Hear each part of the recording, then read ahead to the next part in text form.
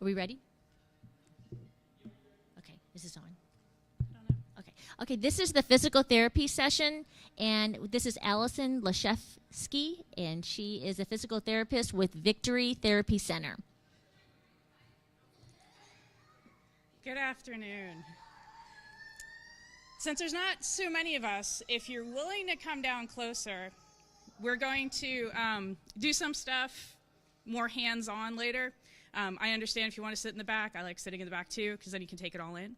But if you're willing to come a little closer, when I step down, we can make it a little bit more personal and less like a giant conference room. Thank you. All right.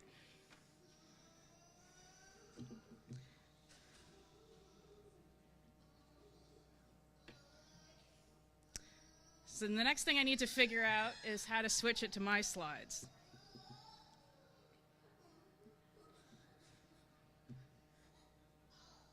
Hooray. Nope.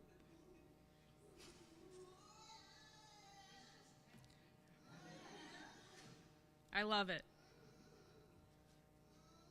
All right, so AV, yeah, I need to know where. All right, so without him, we don't need this to necessarily start.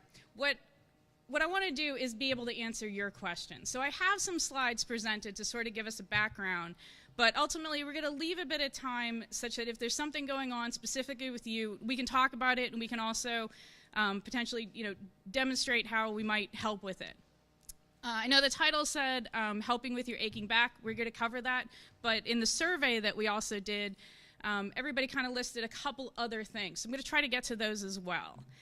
One of them dealt with gait, and I might need more specifics on if you wrote that down, what you're looking for, because gait is huge. And so covering all of it probably would take more than 45 minutes. So we'll try to narrow that down so I can get to the root of your question. Another one was aging and how much PT should you get per week. So we'll kind of cover that too of what's available, what levels of PT, and recommendations. Of course, the more the merrier as far as we're concerned, but we also want you to live your lives and be able to function without us. So our goal is actually to have you leave and not need us, is the whole point. All right. Yes, we've got it. Okay, so the agenda. I'm going to tell you a little bit about physical therapy. I don't know exactly where all of you are. Some of you have a recent diagnosis that may be leading you to now look at physical therapy. Some of you may have older children that may be in the realm of having had physical therapy in the past and maybe needing it either for yourself because that person's getting heavier, or we're aging, or they perhaps have had a change and now you're looking at perhaps getting some more again. I'm going to throw a little bit out about developmental milestones. I'm not going to read through all the list, although it is included in the slides, which I believe you have access to. But that'll give you an idea of what we're looking for when. And then it'll give us an idea of, okay, if they're not meeting these developmental milestones, here's different activities we can do to help reach that. I have some things about positions, games, exercises that you can play, all age ranges. They're fun. So if you get tired of listening to me talk, we're going to play some games because that's way more fun. And then the transfer techniques, protecting your back. Ultimately, the goal would be independence. If we don't have full independence, how do we make sure that this is safe for everybody involved? And then my favorite topic is therapy outside the clinic. I am working with Victory Therapy Riding. I actually moved to Texas recently. I got bored of unpacking, so started volunteering. And then I thought, well, this is a great center. And so I started working with them. And we offer hippotherapy and therapeutic riding. And so I'll go into a little bit about what those are and what's involved, and some other recommendations for things you might have heard of outside the clinic or might not have. And then open questions and answers. Any question's a good question, and hopefully we can answer it. All right, so what is physical therapy? The physical therapist's goal is to help improve movement by thus improving function. And so if we can get people moving better, we can improve their quality of life, improve their independence, and improve their functional mobility. Physical therapists typically work with gross motor skills. And what those are is that's your walking, running, jumping, standing balance, getting up from the floor, being able to do all sort of the big things. In addition to physical therapy, you're probably going to come across needing some of the other health professionals, occupational therapists and speech-language pathologists. Occupational therapists really focus in on some of the more fine motor skills, being able to hold a pen, being able to feed yourself, hold that fork, cut, button, dressing and undressing. And then the speech-language pathologists do a lot with feeding, if there's swallowing issues or texture issues with food, as well as actual learning speech production and some of the technologies that'll come up if you have a child that's nonverbal and needs a way of communication. In the role of hippotherapy, which again we'll talk about more later, all three of us, physical therapists, occupational therapists, and speech therapists, do hippotherapy. So we got kind of the joy of everything. So on the slide here, you can see there's our physical therapist helping this little guy climb a ramp. Being able to go uphill, being able to walk on uneven surfaces is one of those skills that we help develop. Physical therapy can be done in the pool environment, aquatic therapy. It's kind of another out-of-clinic experience. Sometimes this goes really well with people. The water can be nice and warm, it's inviting, it's relaxing. It doesn't feel like therapy if they've been doing therapy for a while. And hippotherapy, the little kid on the horse at the bottom. We use the horse's movement in hippotherapy to help influence the rider, and we'll get a little bit more on that. So typical developmental milestones. So birth to age 1, and then we have 3 to 6 months, 6 to 9, 9 to 12. So as your child or baby, toddler, child is progressing, we're looking that this is typically how development goes. They learn how to turn their head first. Grasp is just reflexive, so you put your finger in their hand and they'll hold on to you as a reflex. Later that becomes more purposeful. They start picking up toys, playing with them in the midline, playing with them with both hands, being able to hold toys with both hands, and then eventually they start throwing things. Crawling typically comes before walking. Being able to sit without help, you have to have good trunk control if you're going to sit up. In order to crawl, you got to have good shoulder and hip support so you can move your feet independently. And then somewhere around 9 to 12 months, typically kids start standing and may start taking some independent steps. Now this can vary even from typical development. Some kids start walking and running at 9 months old. You know, the minute they learn to sit up, they just figured out how to get up and go. Some kids can be 18 months and still in that typical development. They're not walking yet at 18 months, but it's still typical development. When we start looking at concern, if you're seeing multiple of these things that your child is a little bit behind on, that's when you want to have that conversation with your pediatrician if they're not already noticing it. And you can look into different programs. Now at this age range, we're looking at early intervention. That means we want to get to these kids as soon as possible because we can have a lot of effect early on.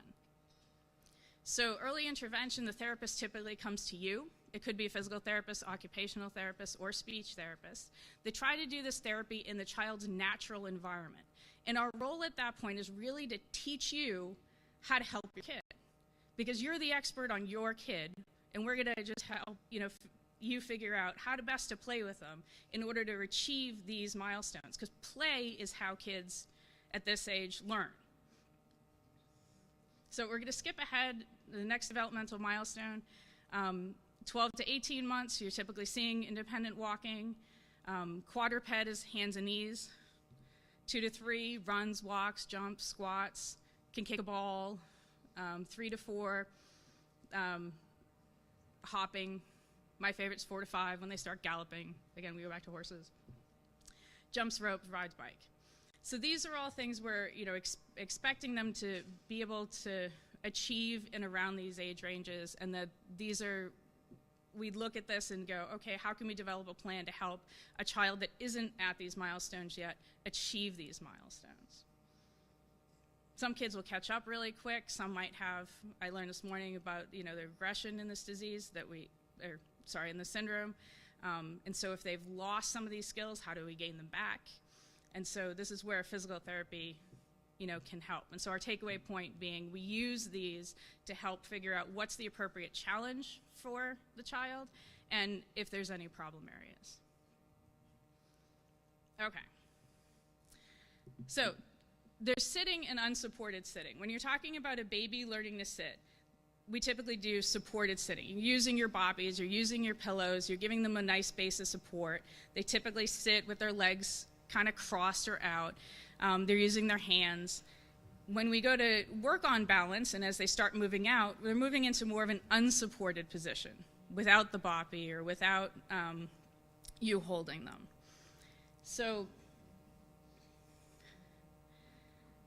as they progress through, if a child is, gotten to past the point of the milestone, they're still not able to do unsupported sitting, we may play some games with them to encourage it. We may work on increasing their tone in these low tone kids so that they can both sit on unsupported and then get to the point of being able to do hands and knees. So transition in and out of being able to lay on the floor, push up to sitting, and then to hands and knees, quadruped, which would then lead into crawling.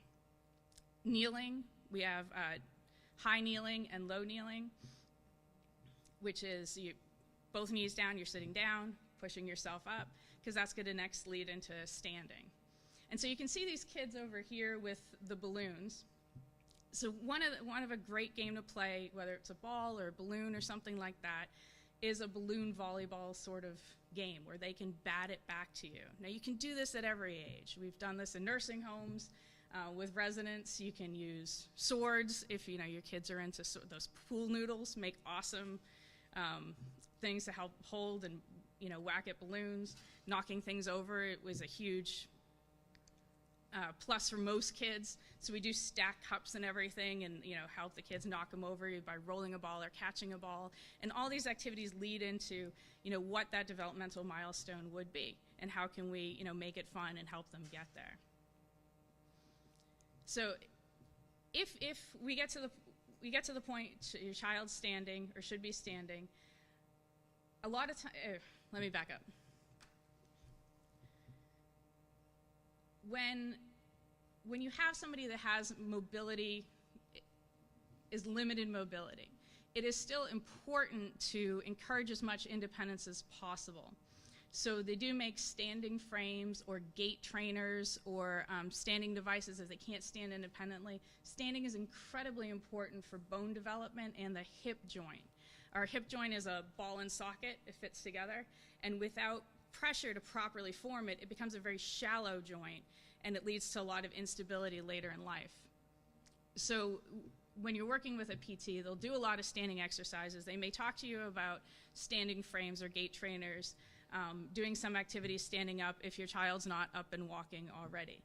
As they age, if they're not fairly independent ambulators or ambulating decent distances, you still want to keep that standing because we want to keep that good bone density, maintain the joint range of motion so that you can stand up. If you sit in a chair long enough, some of the tendons and muscles will shorten and it becomes more difficult to straighten back up. So this is kind of a lifelong process. So I'm going to pause for a minute. And I'm standing up here and talking too much. So I'll take this with me in case you hear me. But we'll play a little game to get you a little involved. We're going to try to keep the balloon up in the air. All right? We'll start over here and we'll see how many passes we can get.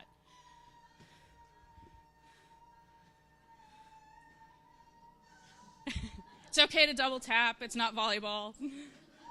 I'm not keeping score. There you go.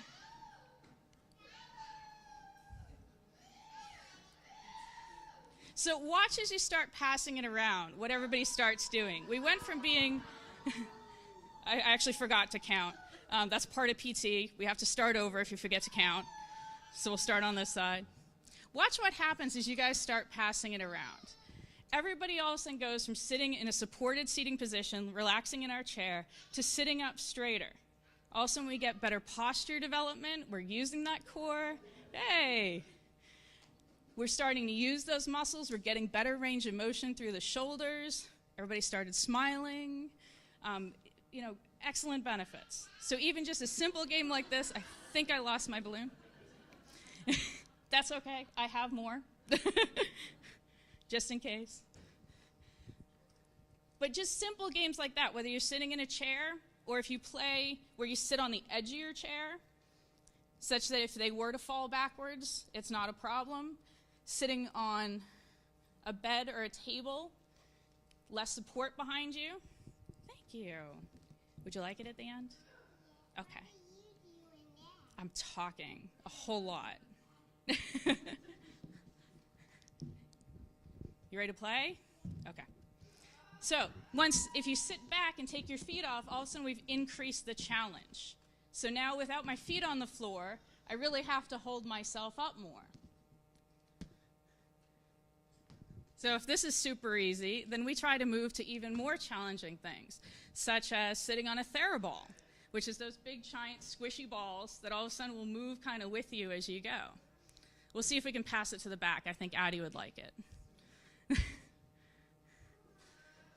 Oh, look at that, one-footed stance. Good balance. So balance, coordination are all sort of, what we're working on increasing for everybody. So you can play this with somebody sitting in a chair. You can play this with a kid in a stroller.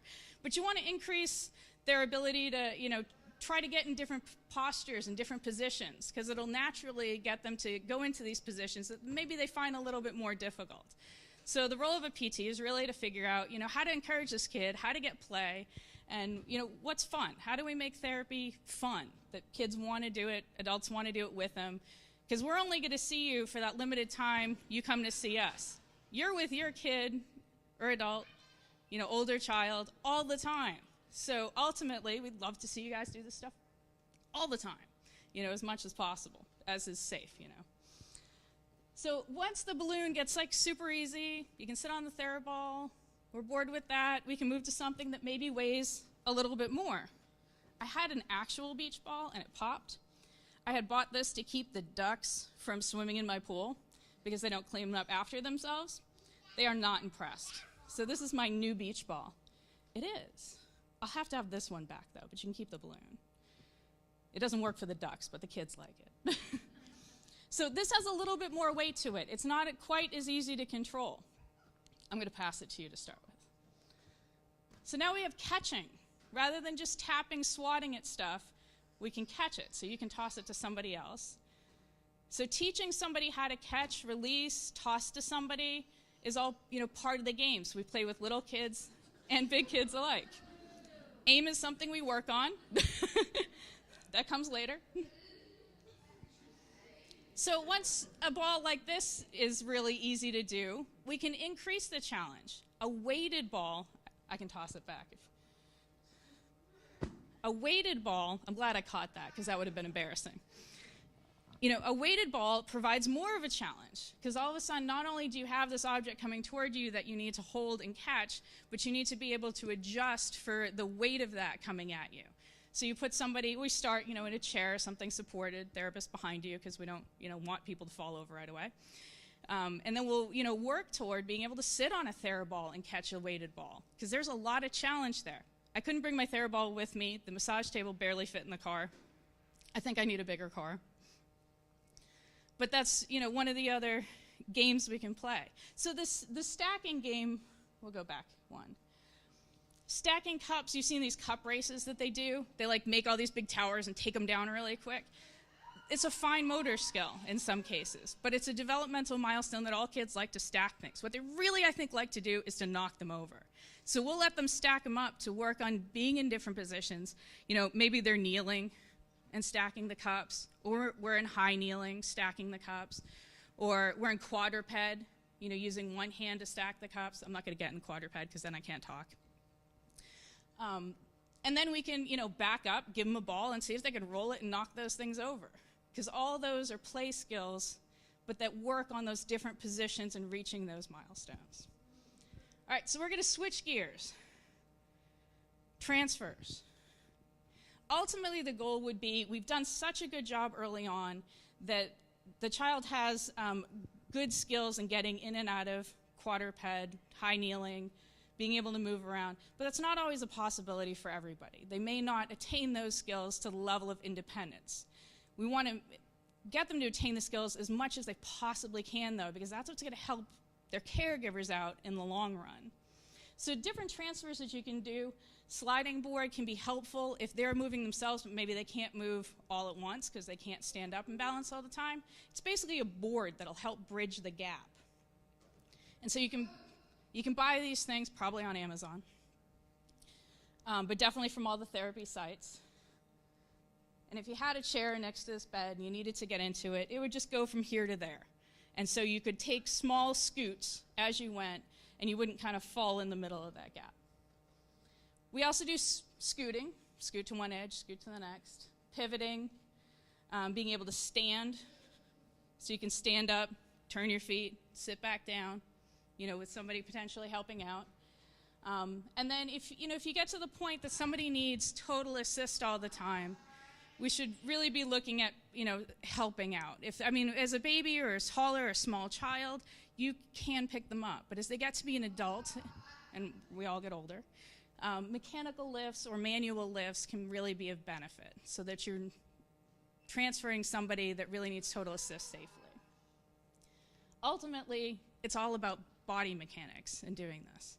So before I get into specific transfers, I know somebody had asked about transfers. If you're willing to ask again if there's a specific thing that you find more difficult, we can go over that.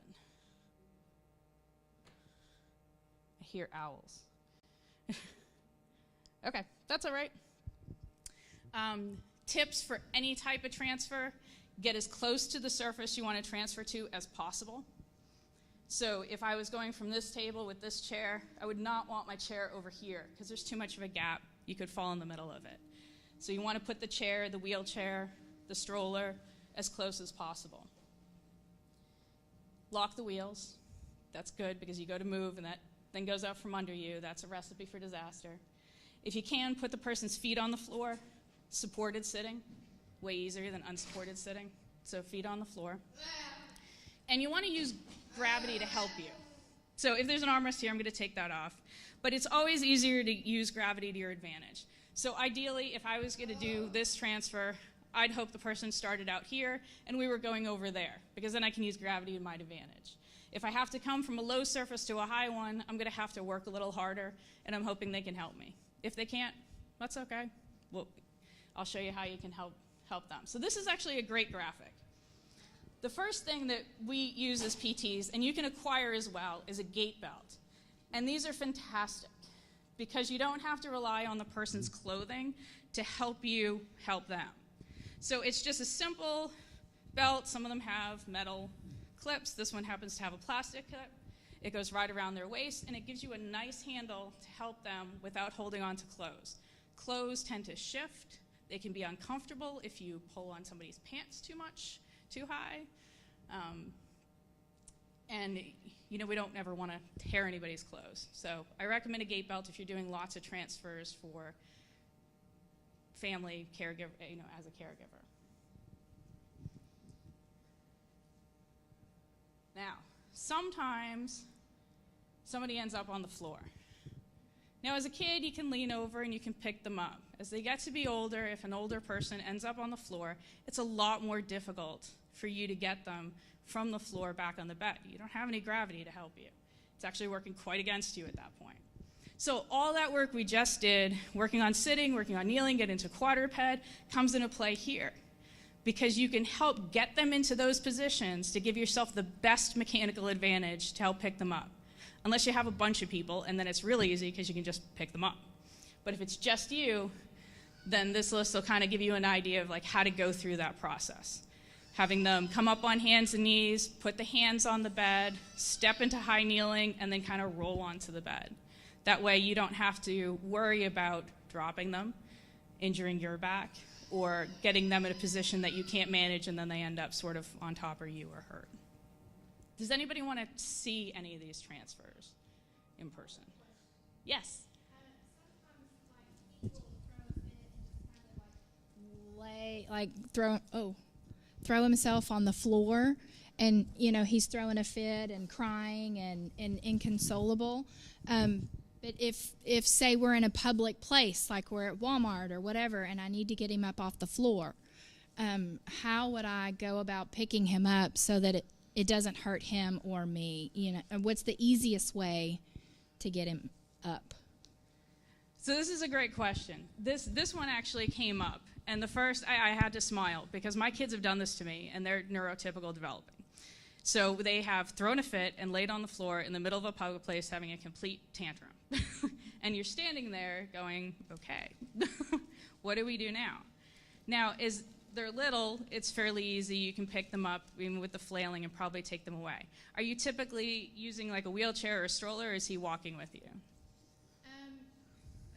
It depends on how long we're going to be in the store. Sometimes I take him to the store just because he needs to get out of the house, and it's 110 degrees outside, and you don't want your child to overheat, so you just go into a store because it has air conditioning. Yes. Yeah. And then Like if today. for some reason he decides that he doesn't want to be there, and then he throws himself on the floor. So sometimes I have the stroller, and then sometimes I don't. Okay. If you have the stroller, if you can get it close enough to help you out, then you don't have to lift nearly as high. If you don't have a stroller, you kind of have two choices. You can wait them out and see if he'll calm down. Sometimes some of these fits are, they will pass. Some of them will take a lot longer. So it depends on, how much time do you have to let them have this activity. If you, are in a position, you just got to pick them up, you just got to go. Being as close to them as possible is going to be better for you than trying to do it from further back. Using your knees and legs to your advantage is going to be more helpful.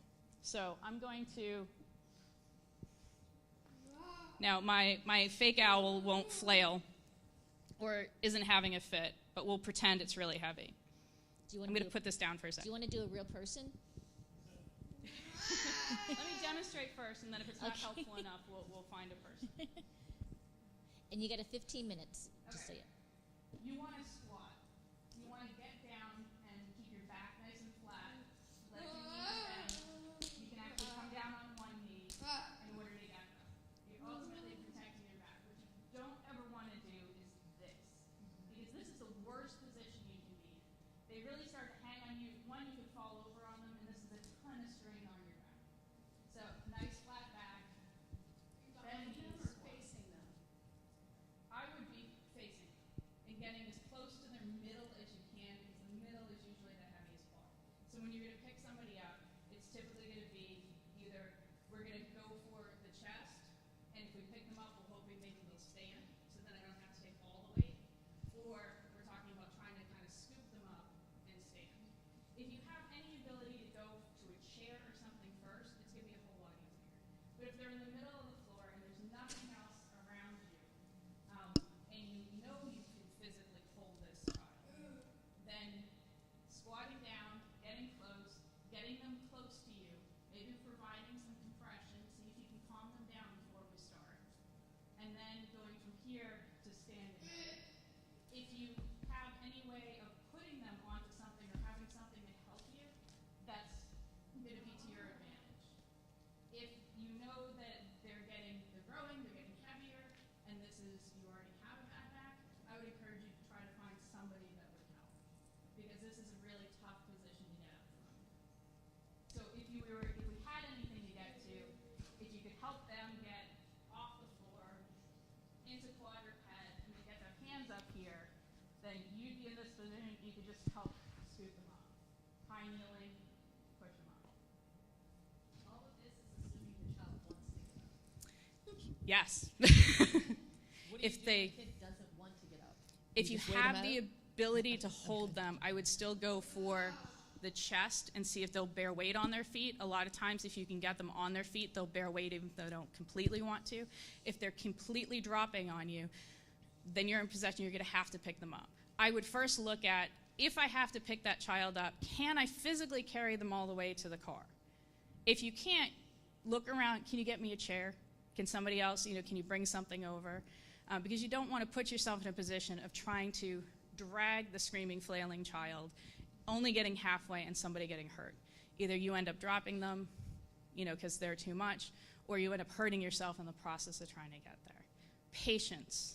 Don't, give yourself some time.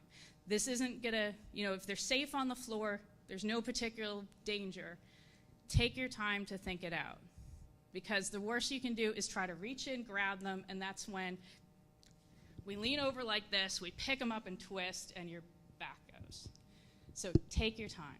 Look at what can help you. Anywhere in your surroundings. Are there cushions? Are there chairs? Is there a person? Anybody with you? They can be like, hey, can you go get so-and-so's stroller or a chair? A lot of the big stores will have the carts or chairs kind of in the front. If somebody can send you to go get one of those, that's going to help you out a lot more.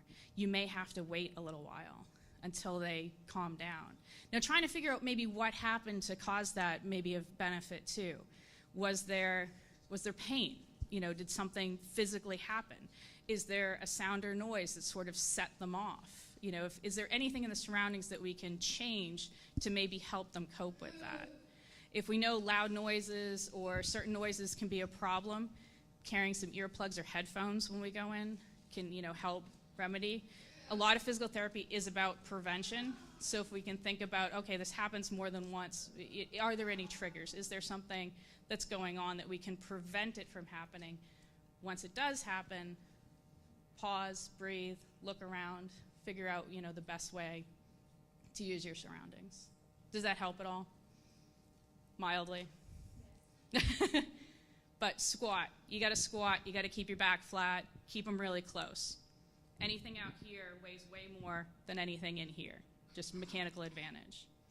So close as possible. Big hugs. Can I ask a question about when you talk about when they're falling? I'm right over here. Yeah, sorry.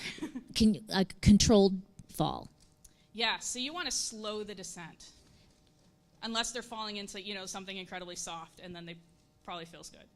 But if you're just talking about walking and they're going to fall onto like a hard floor, if they're pulling away from you or dropping away from you, it's okay to let them. Kids fall down quite often, as long as, if you're talking about younger kids. As we get older, if you know they're have osteoporosis, that's kind of a different story. But we still want to decrease the fall. So you can go with them. I'm walking along, I'm holding a hand, that child starts to drop, you can bend and go with them. Then you're here. It's okay, we're good. Wait, see, will they come back up? Do we need a minute, or do I need to get help?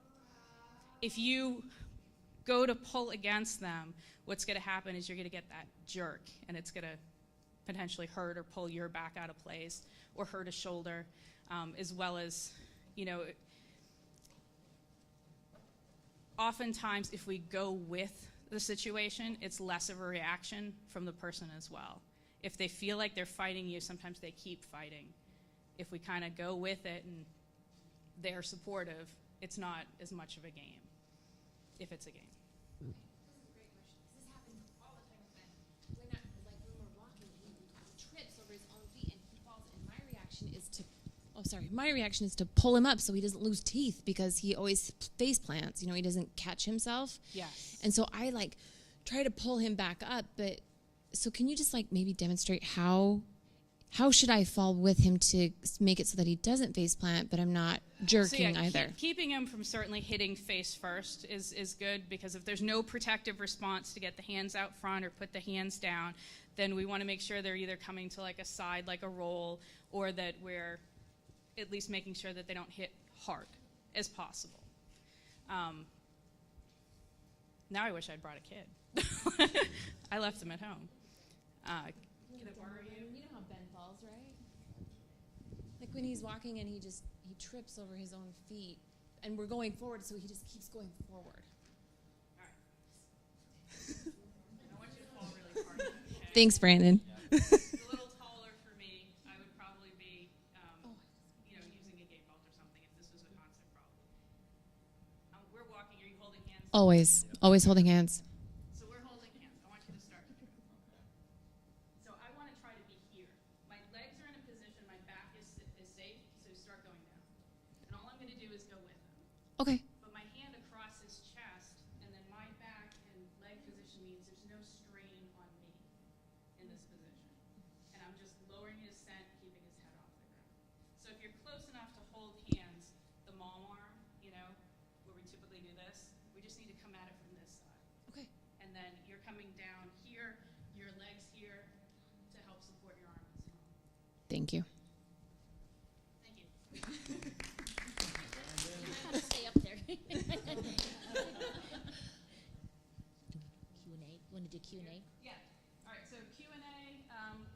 I'm gonna just. All right. So therapy outside the clinic. Hippotherapy is a choice. Hippotherapy is done by a physical therapist, occupational therapist, or speech therapist. We use the horse to help with balance coordination. Biggest thing about this is it's repetition. This is thousands of steps that we can't do in a clinic situation of good movement. And what it feels like to the person is if they're walking. So somebody that has some impaired walking or difficulty walking, we can impose a really good walking movement. Aquatic therapy. Allison, use. Aquatic therapy. We talked a little bit about that as a possibility. Now, outside the therapy Here's realm, a good example. waiting. It's no, not a problem at all. He had awesome quadruped. Quadruped, hands and knees, and got right back up. And it's okay to wait. Safe environment, the floor's fairly clean. I don't know where that one goes, do you? It says employees only. I think it's. I'm not sure what it is. No! Not a problem. These slides are available to you. Any questions? Does therapeutic horse riding will help with coordination, balance, and core strength? Absolutely. So the differences between hippotherapy and therapeutic horseback riding is hippotherapy done by physical therapists, occupational therapists, or speech therapists. The focus of that is still the physical therapy, occupational therapy, speech therapy goals of improving balance coordination to improve function. The goal of therapeutic riding is to teach the person how to ride. We get all the benefits of being on the horse, but the goal's different. And so we're looking at teaching that person physical riding skills. Okay. How to steer the horse, how to stop the horse, how to get the horse to trot if that's something they're working on. That's the big difference. So it can be an excellent recreational activity. You know, where some of these kids don't do well with team sports, riding can be, you know, a huge bump to independence because you get that freedom out there. Controlling a large animal and all the benefits of sitting on that animal. Yoga is a really good one too. Yeah, 5 minutes. Okay. You want to do Any Q&A? other questions? Last 5 minutes.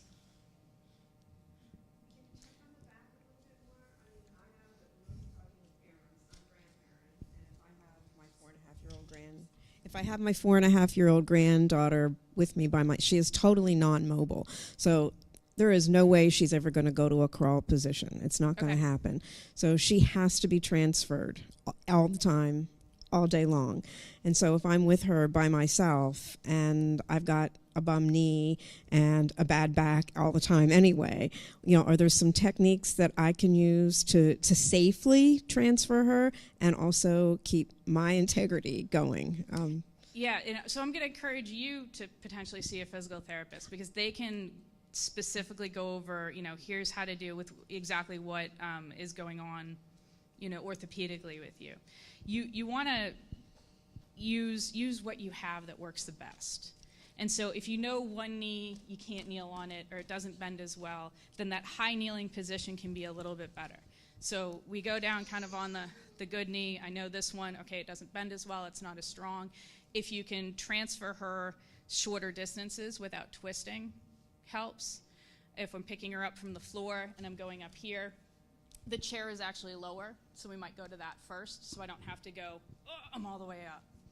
You can go from here to like the couch, and then you can get yourself on the couch, and then you can go, all right, now we're both up together. You use what you have around you and experiment a little bit with what feels better. If, you know, it's okay to go down on one knee, throw a pillow down on the floor first, because, you know, kneeling gets harder as we get older. That bone on floor contact feels way worse now. You can put cushions and pillows down on the floor to help cushion, you know, that area.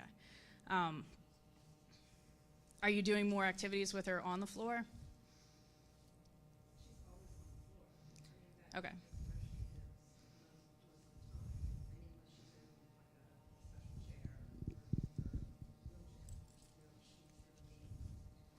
Yeah, if you can. So she's saying she's primarily on the floor, and that's mainly where they're playing. If when she's in the chair, other places like that she's up a little bit, it can put yourself in a better position to play with her. If you're on a chair and she's safely on like a bed, you got to be careful with kids on beds so they don't flop off. But if you can support her somewhere, if you're comfortable on the floor, or you can like build yourself kind of a chair. They make these neat chairs that are like camping chairs that kind of support your back as you're sitting. That might be helpful if you're sitting on the floor with her playing. Getting up, use whatever's in your environment to help you out. Make those distances shorter and easier. Take time. Don't rush through it, because that's usually when we end up getting hurt.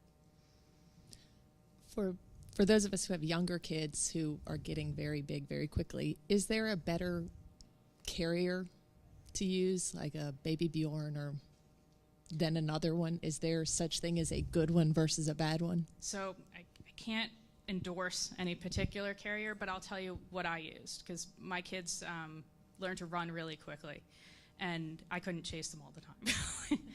I found that in that middle range, that the ergo type carriers, the soft carriers, were awesome through airports. You can wear them in the front. You can also wear them in the back as a backpack. It's a whole lot easier to carry more weight back here. They have rings you can attach the teething toys on. There's a way to put it on the front and then twist it to the back. Flop, they make the neck things. There's actually inserts to help hold the neck up. Otherwise, you're going to be looking at more like a camping type backpack and having like an insert to that to help hold the head. Yeah, which are huge, but at least have the frame that you can pick them up and put them down. But I like the ergo, and I would use the insert to help hold the head in a better position. They make these hoods too that kind of cover them when they do fall asleep, or for low tone, that you can keep that head from flopping backwards. I know they made a whole bunch of new inventions since my kids. Okay, so I'd try that. 2 minutes.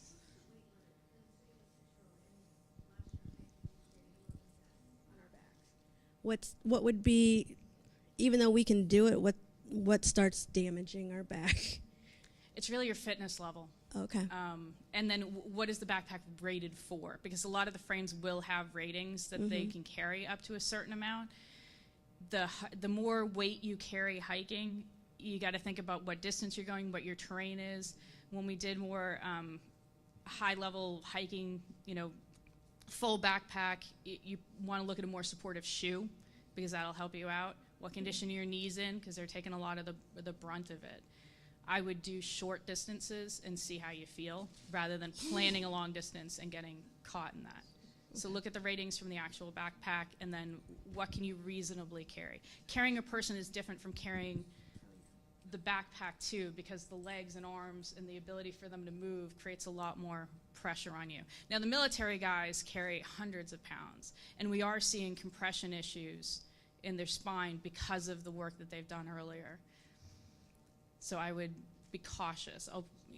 Build your own fitness level up, shorter trips. I have another question. Sorry, right here. So, and I'm only saying this out loud and not asking you privately, because I hope maybe this can help somebody else. So Benjamin still uses a potty seat because his bum's too little. So in order to get him all the way centered on it, I have to lift him up and then place him in the middle, because he can't, the bare skin, if you put him on the seat, he can't slide back. It doesn't work on the potty seat. So what's the best way to lift him? He's 60 pounds. To lift him, even though he's standing, I still have to lift him up and then set him down. Is he able to help at all? Use his arms to kind of No. push? Okay, so you're doing it fully It's yourself. complete, yes, yeah. It's completely on me. Are you going, is he walking in and you're doing this? Or Yes, he can ambulate, but he doesn't. So he'll walk in and he'll turn around, but then I still have to lift him up and then set him in the center of the potty seat. Does that make sense? Yes, yeah.